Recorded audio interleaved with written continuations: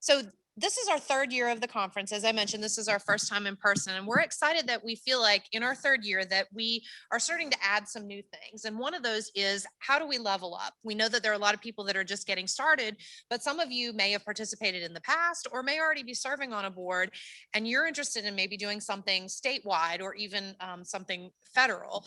And so we have an esteemed panel. If they want to go ahead and join us on stage, to learn about opportunities to grow in your board service, if you're already serving. And even it's not a bad idea to go ahead and start thinking ahead.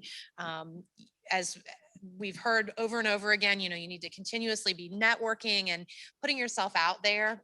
And this is an opportunity to think, okay, I might want to do a town board, but ultimately my goal is.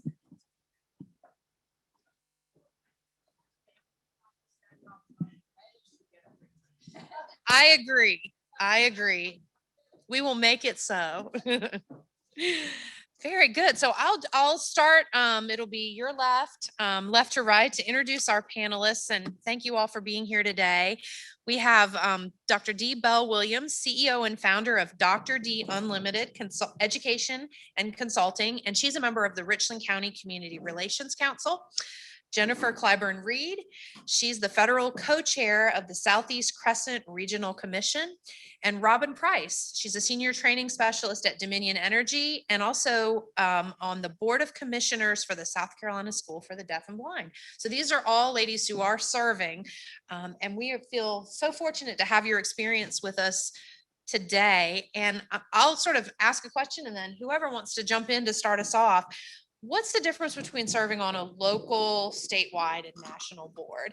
And obviously some of that is the scope of work, but just sort of maybe talk to us a little bit about what does that look like? How is it different from doing something in your town than leveling up, as we're saying? Well, I think we can all speak on that. And thank you for having me. And it is so good to be with you. So I think when you think about local, state and national, you have to think about the closer your government is to you, the more impact it has on you. So if you really want to impact your community hands-on, a local board is probably the best way to do that. And it just amps up as you go up the ladder. State is more policy. This is what should happen. Let's make sure the people know what it is that we want to have done. And then when you get to the federal level where I am, it's like, and this is new, I'm 5 months in. But at this level, there's lots of money that I'm responsible for. And then I grant that money to state and local governments for you to then touch your community directly. I don't, on the national level, touch your community. I make sure that you have the resources you need so that you can do it. So that's kind of the difference. That's a very insightful perspective. And you did a very good job of saying that in a way. I hadn't really ever thought about it that way, but the idea that the more hands-on you want to be and the more direct impact is at the local level. So, some people may think that they want to level up, but when you really think about what do I want to achieve, it may be that, staying right there in your town or your county is the place to be. Dr. D, tell us, what experience did you have prior to beginning to serve on a board or commission? Absolutely. Good afternoon, everybody. I actually am a 20-year career educator. And in that role, I have been everything from, well, thanks. Thanks. Yes. Yeah, because it's not for the faint at heart. In that role, I've served as a classroom teacher, as well as an administrator. And being an administrator, you work with the board quite often.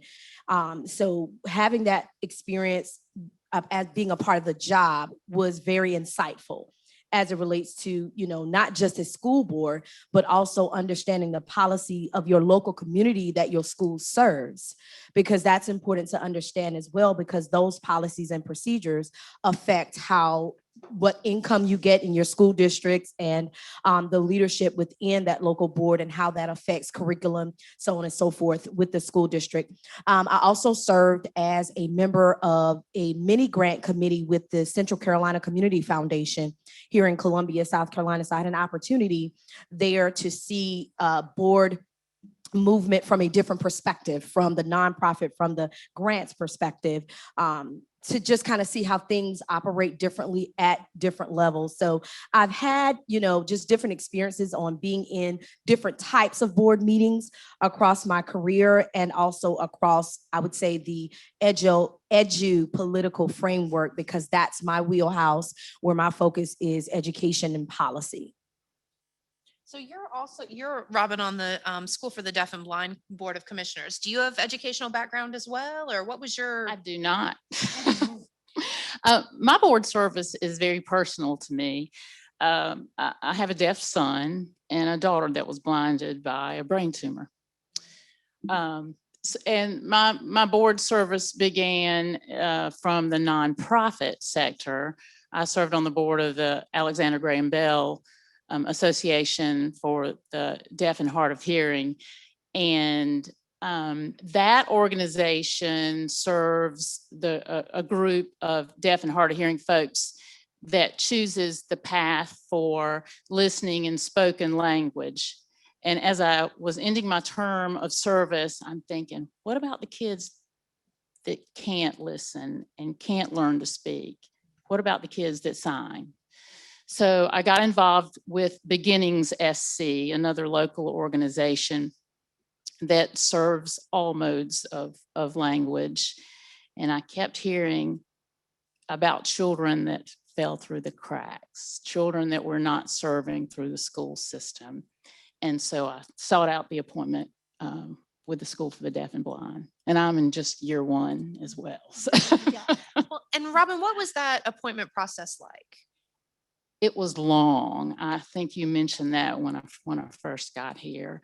I reached out to Christy Quattrone, and I think she has presented at one of these meetings. And she walked me through the application process, and I called her a bunch because it took a long time. And I also reached out to members of the board of the school as well. And folks at Beginnings were kind enough to write a letter of recommendation for me. But it took 6 or 8 months, and there were openings on the board. So patience is a virtue. Right, persistence and patience. Dee, what was your appointment experience like, or that application process? Absolutely. And so mine is the direct opposite. Mine was quick. I had actually ran for school board prior in a very highly contested school district, in a highly contested race, in a highly contested year.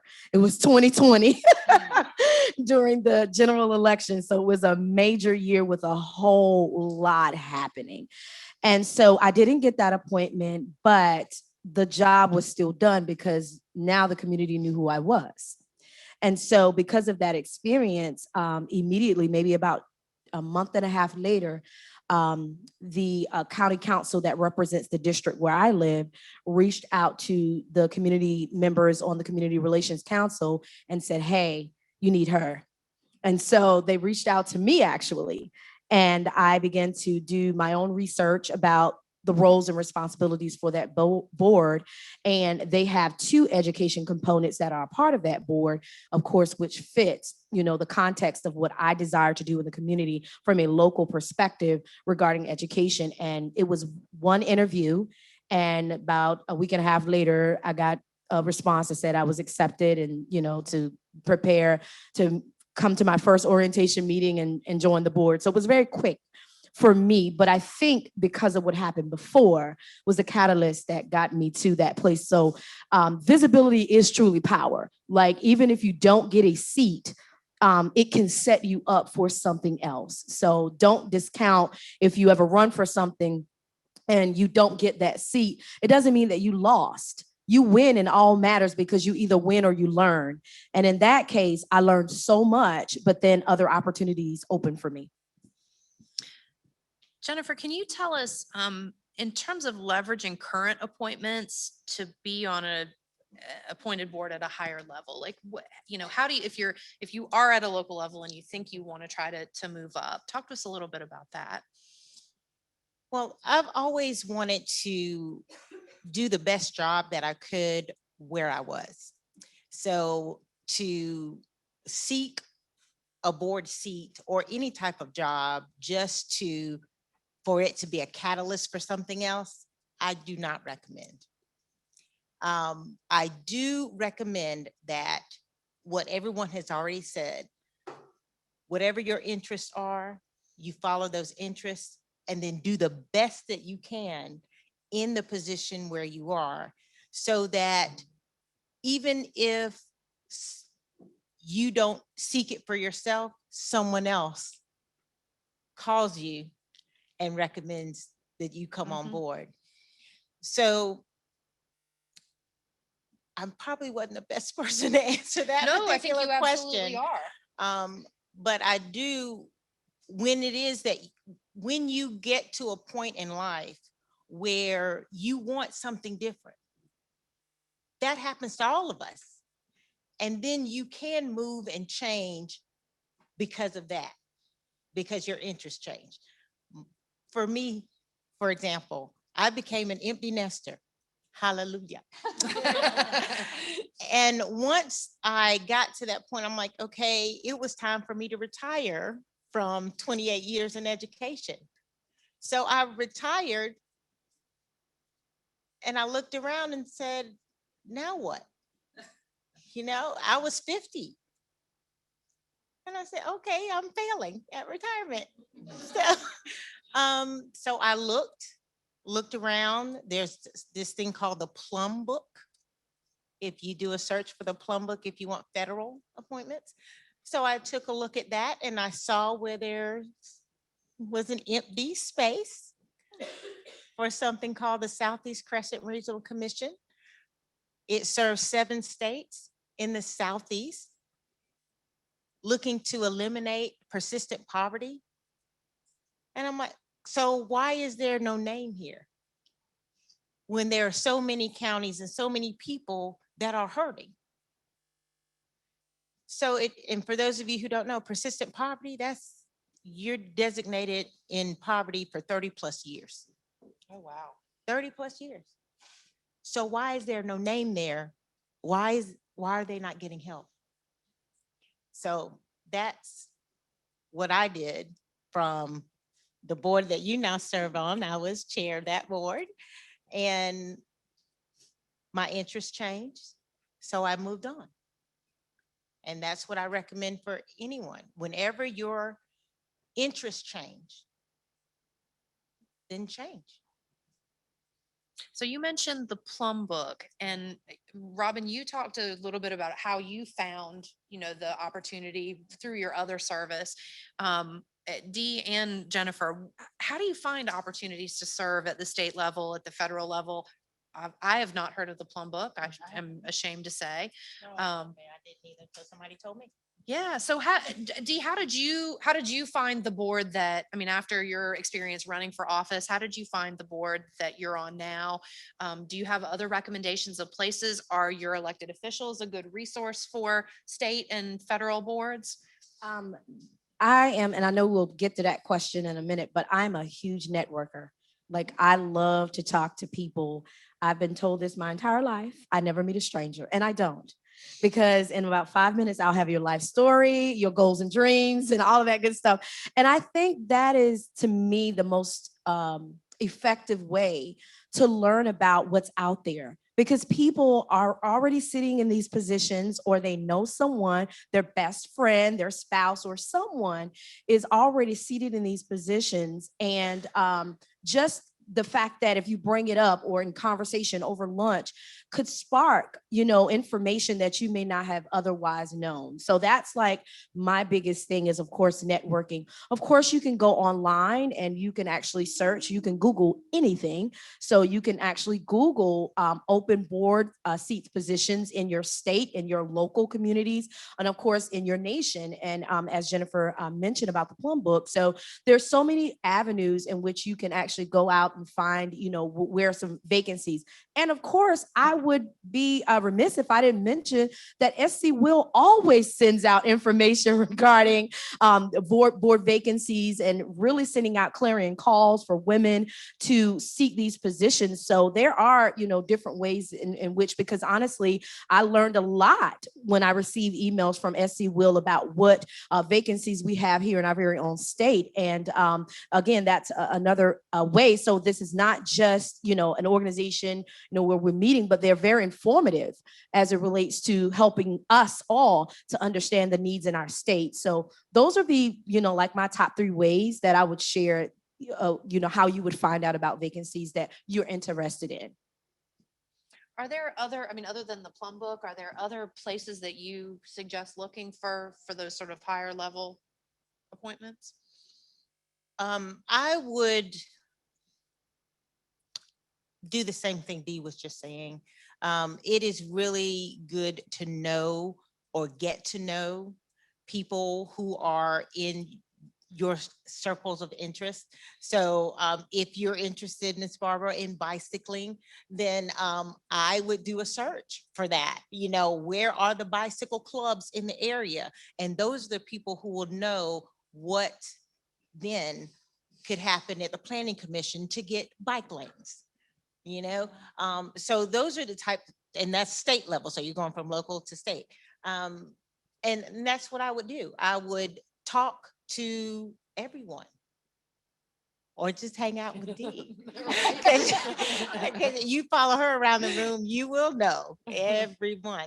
But it's and personal interest, that makes a difference. Both my children went through AAU basketball, and so we followed them all across this nation with that. When I'm looking at other gyms in other states, I'm like, well, we don't have this here. So I got on the Parks and Recreation Foundation board. Okay.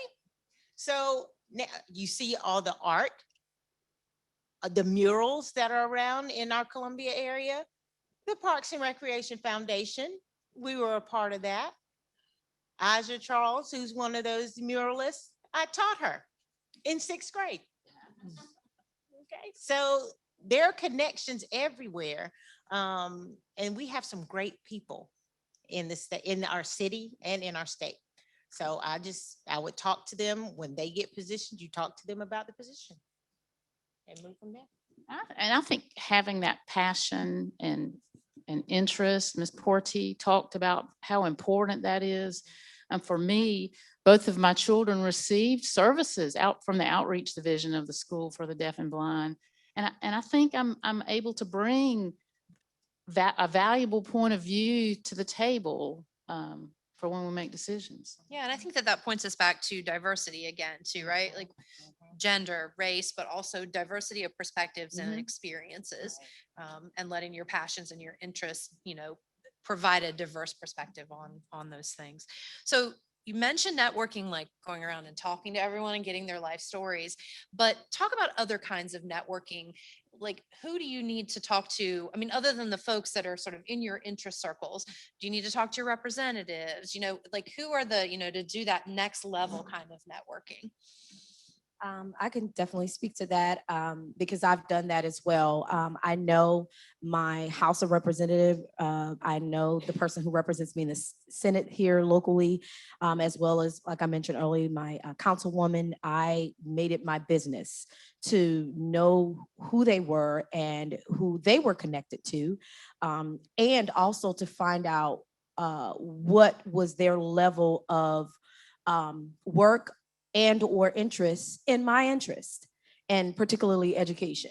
And by doing that, I'm not only connected with my SC House representative, but other SC House representatives, particularly those that serve on the Education Committee for the General Assembly. So I now make it my business to ensure that I am having constant conversations, with those individuals on the local level. You're not going to see me right now a lot in the public space. I think that where we are as a state, where we are as a nation, and I say that comparatively because I've taught overseas in several other countries. So when I say as education, we're in dire straits. And so I am working at a very sacred level is what I call it, because I think all the other fanfare is not as productive as when you're actually hands in, having conversations, talking about policy, sharing expertise, and giving a different perspective with these local and state officials. I also have many connections at the national level. We were just at a conference with Secretary Cardoza a few months ago. So I'm connecting with the National Association of Summer Learning. I also work as a professional development director for an organization out of Charleston. I work remotely here in Columbia for arts integration, and we're actually a partner here with the Museum of Arts. And so our program specifically looks at using the arts to plug in the learning disruption that happened as a result of the pandemic. So we are working, South Carolina currently right now is the only state in the nation leading from that perspective. And that's something that a lot of people don't know, that we're the only state, of course, having the support of Secretary Cardoza, our nation, our First Lady, Dr. Jill Biden, as well as currently Superintendent Spearman. So we have a lot of support and push, but I'd rather work in that space where we're making those type of changes that will change the trajectory of what our education system will look like for our state 10 years from now versus the, news and fanfare and when everything, pops and hits and all these other government conversations that tend to kind of go left field. I'd rather work where I know the work will be effective. So that's been my way of working and networking, but get to know your local, state, and national representation as it relates to your field or area of interest at every level. It doesn't have to be just education. It could be finance, public policy, whatever it is. Get to know them at every level so that you can start making those connections. And one of the other things that I will say, just to piggyback on what Dee Dee said, is getting to know who represents you and at what level. Also learn what it is that they're responsible for. A lot of people try to blame one level of government for something that the other level of government is responsible for doing. So if you would, I would really make sure that that's cemented in our brains, who's responsible for what, so that when you do go out and you meet them and you talk about what your interests are, at what level to speak. Right. I do want to piggyback and I don't want to just let it go, because I found that I had to do that during my campaign trail in 2020. And that is, while I was campaigning, I was teaching 6th grade US history. Because it's literally that we are so removed from it in our adulthood that we don't even know the chain in which laws are actually done and what branch of government is responsible for what. And, social media has made us all experts in everything. So it's we're just talking and a whole lot's going on. And I'm running into people where, I'm having to explain, no, that's the judiciary branch. That's not what the executive branch does. And in English and history, major, minor. So it's it's in me. So it's just going to come out. And, but I do want to say that is so important. Know what roles and what particular part of government they are responsible for. So you're not just talking to a brick wall and talking to the wind and feel like you're not really getting anywhere. Or showing your lack of expertise in the area that you want to be appointed. There you go, that part. Yeah. I agree. And teach your children to know their representatives. I used to tell mine, know who's representing you, and know your preacher. Yes, ma'am. I just want to come back to the contrast between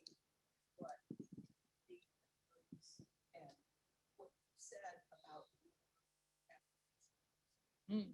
that yours, and I know Christie, so I know the process there. Yours was 6 to 8 months. And yours was almost 1 year. I don't know if Jennifer's was somewhere in the middle, I'm sure, whatever the other conditions were. But, so we're talking about leveling up.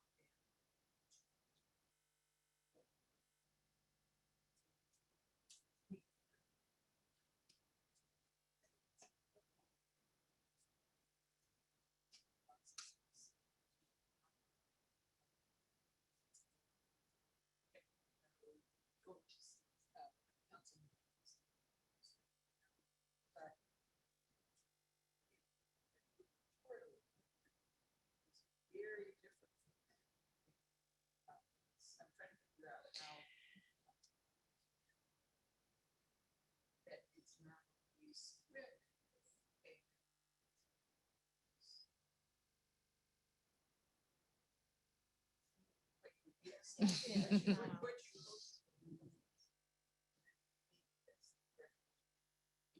I agree with everything you said. And I would, you know, it was my first time doing it. So I would call folks, do you know the governor really well? Can you call? So, and, you know, every time I would call Christie, you know, she was very positive. I'm on it. And, you know, she gave me the impression that she just had a stack of applications that she was going through, which, you know. Well, yeah, and as we mentioned earlier, there are thousands of open seats across the state. Now, I mean, not all of those sit in Christie's lap necessarily, but that part of the persistence and patience is that, you know, Connie said she's a team of one in Orangeburg with I don't know how many seats that she's responsible for filling. And so just, you know, understanding that you might have been at the right place at the right time, depending on, you know, what the board is, but that it may not always be that easy, but don't give up. If it's something that you're passionate about, that you're interested in, then stay with it and just keep following up. Find somebody else to ask, find somebody else to contact, find someone else to speak on your behalf. And also while you're waiting, if you don't get the appointment or there's just not a seat on that board that you want yet, do something else in an area that is related in the meantime. That's something else, number one, you could add to your resume, because that is very important too, to individualize the resume to whatever it is that you're interested in. And a lot of people don't do that. We know that, but that is important to do. But do keep yourself not idle. You know, get out there and do the work in some other capacity until you can get the board appointment. I was gonna also say plan.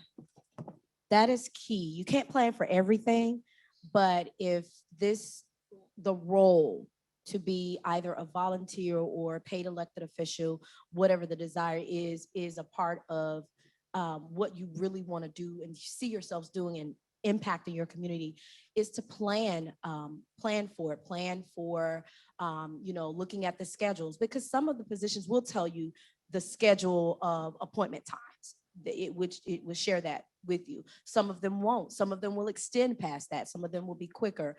I would definitely say plan. And also, and it may be a different part of the leveling up process, but also think about your families.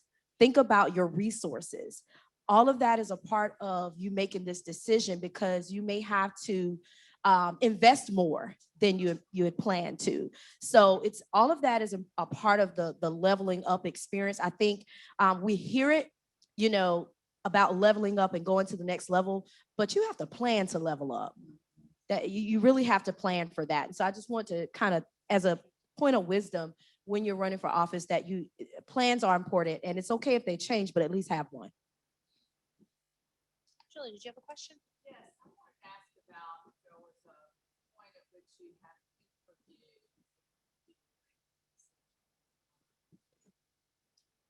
Interesting. so I So think I Robin was the says only- no, and she you was did. the really long process And and you did, you did. And I had Senate confirmation. If that is any. And I did, I actually interviewed with the chair of the particular, that particular organization of Community Relations Council, and it was an interesting meeting.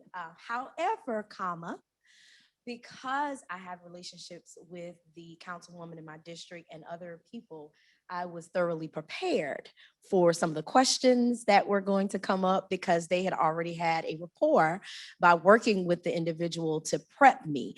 And that's another part, I think, also of SC Women in Leadership, is connecting with women that are already serving on boards or serving in local communities, connecting with those relationships. So if you go to do an interview with someone who is a part of that selection process, and the other community members have already worked with them, they can clue you in on the questions they'll ask, even personalities, and particular questions that I don't want to say like gotcha kind of questions, but questions that they feel may kind of position you to may not be as prepared to answer. But if you have someone in your corner, that can be very, very helpful. My interview went very well. So, and I interviewed directly with the person for the decision making. So, yeah.